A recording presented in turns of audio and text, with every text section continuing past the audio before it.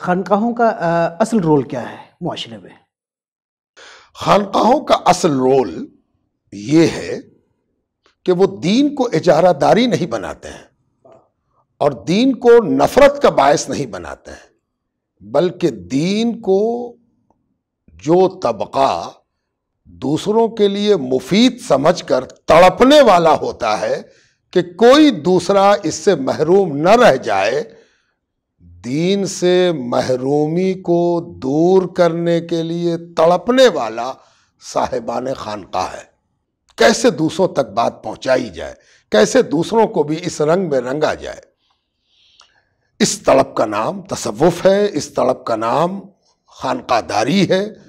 اور جہاں یہ طلب سجتی ہے، بستی ہے، بٹتی ہے، اس کا نام خانقاہ ہے۔ یہ دن رات تڑپتے ہیں، حریص علیکم ان کی صفت ہوتی ہے، اور جو ان کی بات مان لیتا ہے اس پر رؤوف الرحیم ہو جاتے ہیں، جو نہیں مانتا ہے اس کے منوانے کے لیے حریص ہوتا ہے۔ یہ ہے خانقاہ۔